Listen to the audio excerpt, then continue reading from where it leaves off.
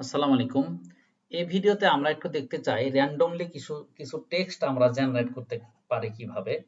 তো এটার আসলে উদ্দেশ্যটা কি? উদ্দেশ্যটা হচ্ছে যে ধরেন আপনার কিছু টেক্সট দরকার, সেই টেক্সট গুলাকে আপনি হচ্ছে এই টেক্সটের উপরে আপনি কিছু প্র্যাকটিস করবেন, হ্যাঁ?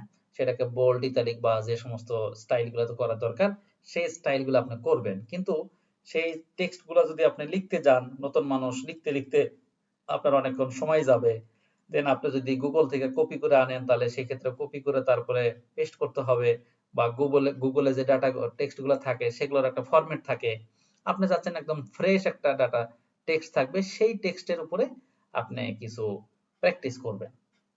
তাহলে আমাদের এখানে একটা ফাংশন আছে, সেই ফাংশনগুলো ইউজ করে আমরা সেটা করতে পারি।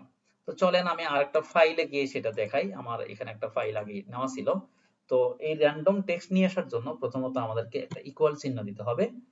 ইকুয়াল চিহ্ন দেওয়ার পরে আর এ এন ডি র্যান্ড, হ্যাঁ? তো র্যান্ড এই ফাংশনটা দেওয়ার পরে এখানে একটা ফার্স্ট ব্র্যাকেট দিতে হবে।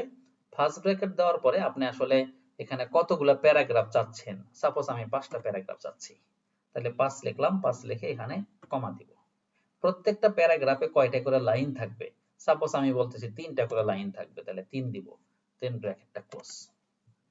এটা যদি কারো এই অপশনটা কারো না থাকে তাইলে, বা কারো না আসে, এটা নিয়ে কোনো চিন্তিত হওয়ার কিছু নাই। এটা জাস্ট আমরা অনেক সময় সময় বাঁচানোর জন্য এটা ইউজ করি। তাহলে কি করলাম? ইকুয়াল র্যান্ড, র্যান্ড, র্যান্ডের মধ্যে যতগুলো প্যারাগ্রাফ চাই তত সেই সংখ্যা, এবং ওই প্যারাগ্রাফের মধ্যে প্রত্যেকটা প্যারাগ্রাফে কতগুলো লাইন চাই সেই সংখ্যা লিখে ফার্স্ট ব্র্যাকেট ক্লোজ করে দিব। দেন আস্তে করে একটা এন্টার দিবেন। দেখেন এখন আপনার 5টা প্যারাগ্রাফ, 1 2 3 4 5, 5টা প্যারাগ্রাফের প্রত্যেকটা প্যারাগ্রাফে 3টা করে লাইন হয়ে গেছে। এখন এইটাকে আপনি প্র্যাকটিস করেন, জাস্ট প্র্যাকটিস করার জন্য এটার উপর আপনি প্র্যাকটিস করেন। তো এটা আমি আবার একটু দেখাই।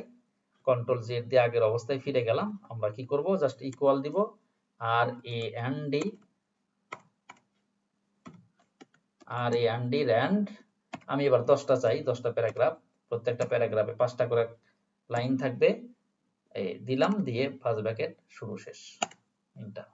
তাহলে আমার 10টা প্যারাগ্রাফ হয়ে গেছে এবং প্রত্যেকটা প্যারাগ্রাফের উপরে, প্যারাগ্রাফের মধ্যে আমার 5টা করে লাইন হয়ে গেছে। এখন দেখেন এগুলা কিন্তু কোনো ফরম্যাট দেওয়া নাই, মানে ডিফল্ট একটা ফরম্যাট দেওয়া আছে।